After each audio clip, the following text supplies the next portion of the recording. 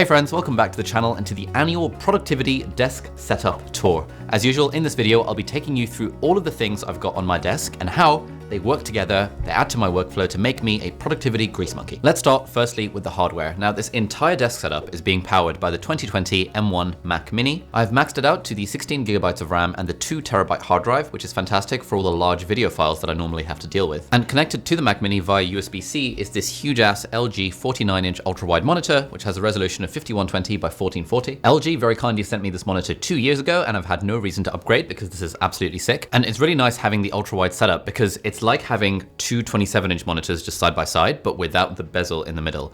And so normally what I have is that I've got a sort of 27-inch window in the middle of the screen that has my main window. And then off to the side, I've got two other windows. Now I use an app called Moom, which lets me create keyboard shortcuts that lets me easily switch between the different window configurations. So I've got one option that's middle and two windows on the side. But for example, if I'm taking notes from a book and I want two windows to be in the center of my vision, I've got another keyboard shortcut that lets me split the middle of the monitor into two separate windows, which works really nicely. In terms of peripherals, I've got a dual cursor setup with the Magic Trackpad from Apple and the Logitech MX Master 3, although I really wish this was in white because it would go with the desk setup better. And it's nice having both the mouse and the trackpad. I normally use the mouse for navigating day to day, but the trackpad is really nice for smooth scrolling, which just the mouse is a little bit like tick, tick, tick when you scroll, whereas the trackpad is like, oh, it's a joy to scroll with the trackpad. The trackpad is also great for those gestures like, 4-finger swipe up, 3-finger swipe up, getting rid of everything on the desktop by pinching outwards. It's all quite handy. The keyboard that is powering this whole thing is the IQUNIX F96 mechanical keyboard, and I believe I have the cherry blue switches.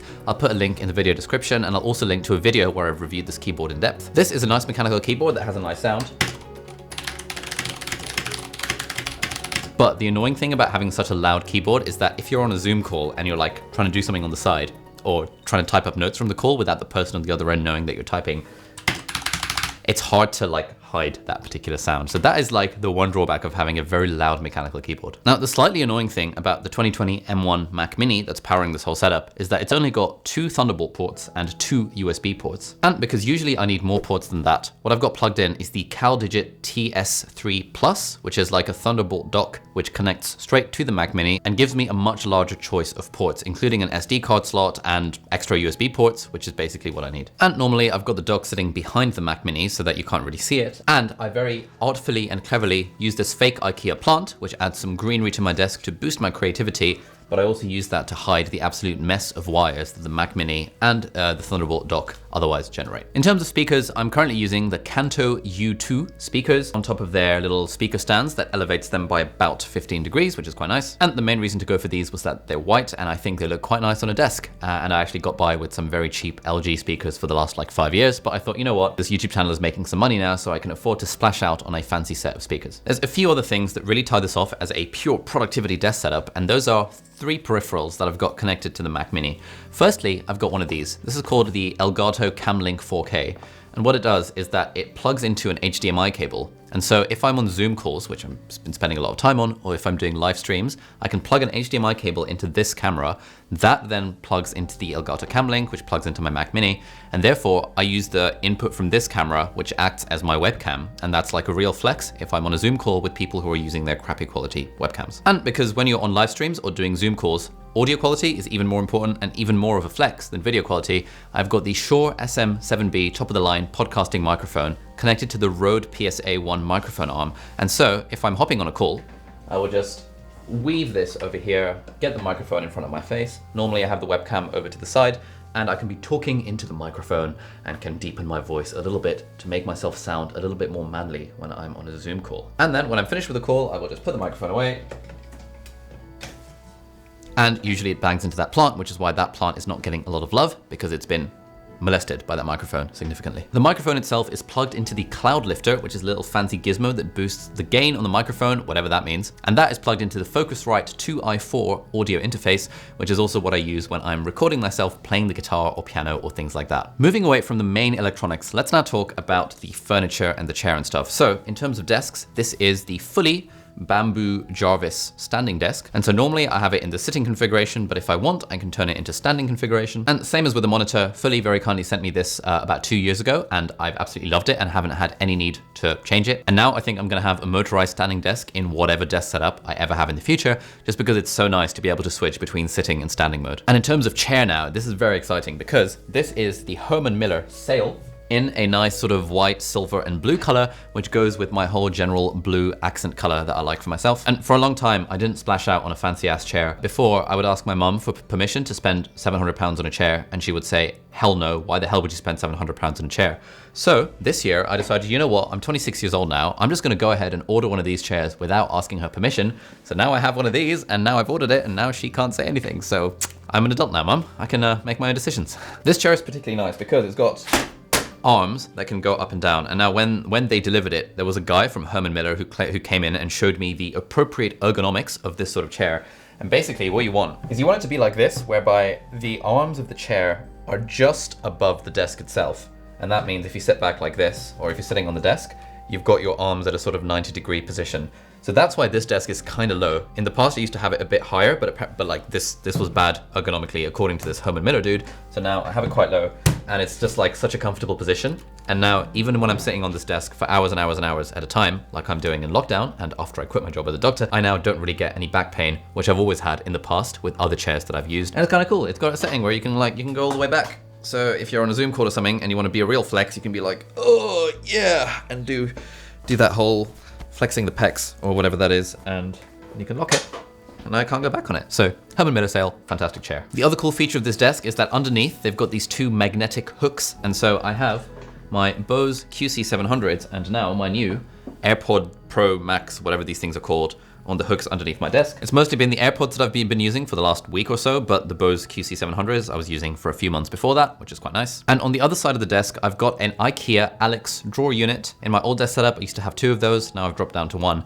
And that basically has all of the tech that I need on a daily basis. So cameras, leads, cables, screws, all of that kind of stuff. Let's talk about desk accessories now. And this is an area where I've really upgraded this year compared to last year. So basically, all of the desk accessories on my desk are from UGMONK, which is a fantastic brand. I'll put an affiliate link in the video description if you want to check out some of their stuff. It's really cool, and I've been lusting after this brand for ages.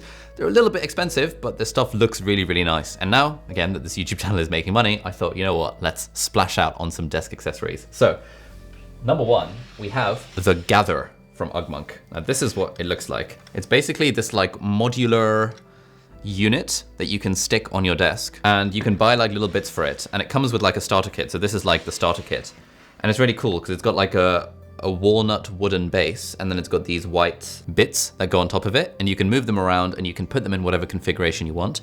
So the way that I've got it is I've got my post-it unit, my post-it note holder over here, and then I've got this little pouch which has pencil thingies for my mechanical pencils, and usually some SD cards and my AirPods.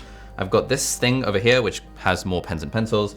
This is a holder for my phone, which normally goes over here. I've got the 3 notebooks, which have like nice inspiring messages on them, which I've not yet used, but it's quite nice having them if I need them. And then I've got this sort of pen and pencil holder. And it's just nice having this on my desk as a way of organizing the paper and non-tech accessories that I use every day. The other cool thing that we've got from UGMONK, this is called Analog, which is an analog to-do list system. Now this thing is really cool. I've been using it for the last few weeks and it's actually sick. It's very simple. Some would say it's overpriced for what it is, but I think it's great and nicely designed and minimalistic. And when you want something with a minimalist aesthetic, you have to be prepared to pay a little bit extra for it. Basically, they give you these like cards. We've got a series of cards for today.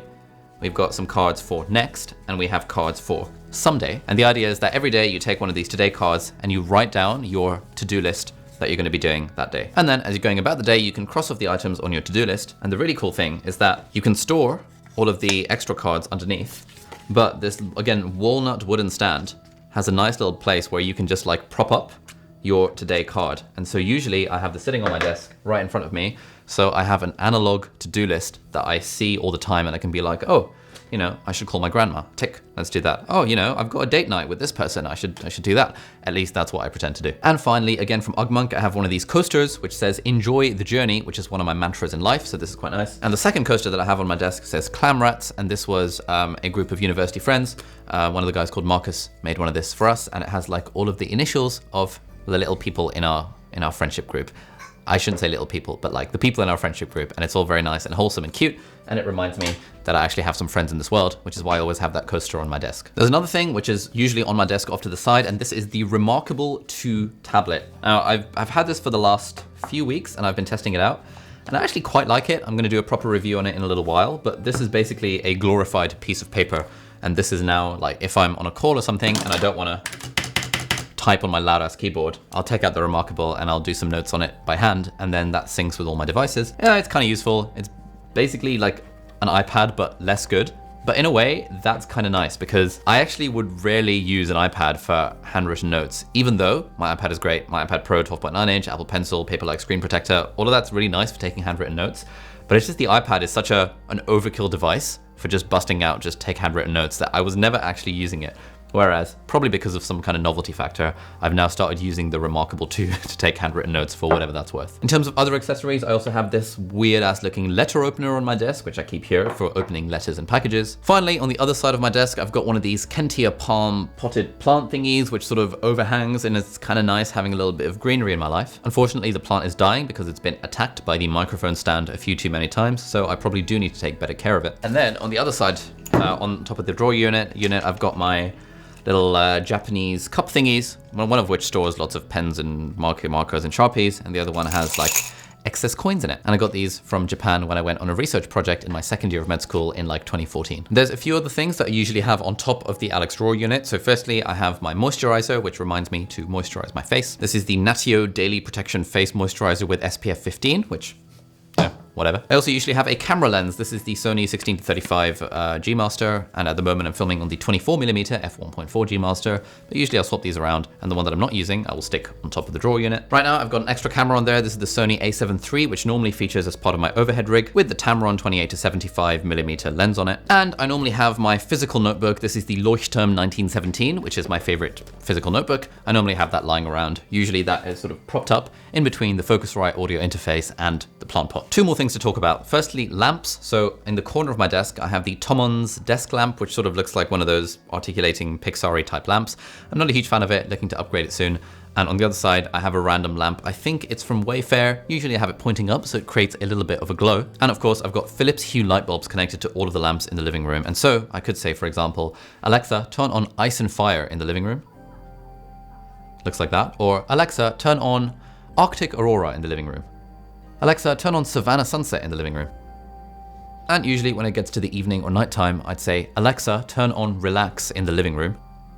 And that turns the lights nice and warm and dim, and that's the setup I've been using for filming this video. Two more things to mention now. Firstly, let's talk about cable management. Now, the slightly annoying thing about having a standing desk is that you do have to think quite hard about cable management, because when you turn your desk to standing mode, you don't want any cables to just fall off, or you don't want your laptop to get to topple down or anything weird to happen. And so in terms of cable management, this really doesn't look very good. In one corner of the desk, I've got a huge mess of cables, which is normally hidden by this bamboo bin that again, Philly sent me. And on the other side, I've actually got one of these light boxes from Aperture that I hide an extra extension cable box thing in, because when it comes to plugging in lights or microphones or camera gear, it's really annoying having it away from me, and it's nice having this extra set of cables towards the middle of the room, but to avoid it being an eyesore, it's nicely hidden away in the box. And I guess the final thing to mention about the desk setup really is that this year I've added in ways to make the friction of filming YouTube videos a lot less. And so I've actually got a ceiling mounted light along with a ceiling mounted screw, which my overhead rig can screw onto nicely. And so if I want to film a video, I actually don't have to worry about getting this huge light dome set up. I can usually just use the Godox SL60, which is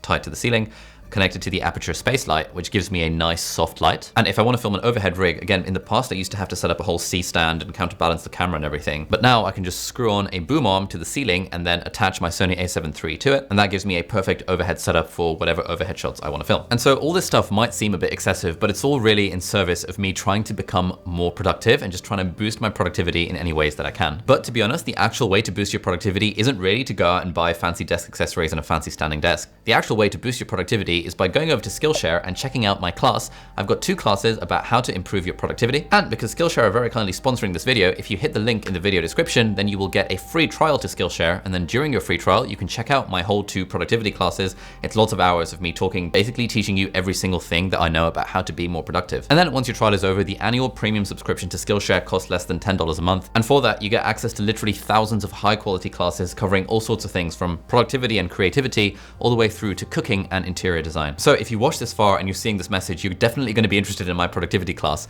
But also my friend Thomas Frank has got 2 of his own productivity classes as well. Recently, he's released one called Productivity for Creators, which is actually really good. And all of these are things that you can watch during your free trial. So if that sounds up your street and you want to check out my productivity materials, which is more than just get a fancy desk setup, click the link in the video description and sign up to your free trial. And I'll also put a link to all of my classes that I've got on Skillshare. If you like this video and you want to see more of a behind the scenes of my life, click the video over here, which is my productive apartment tour. And that shows you the rest of the things I've got in this flat to help me be more happy, healthy, and productive. So thank you so much for watching, and I'll see you in the next video. Bye-bye.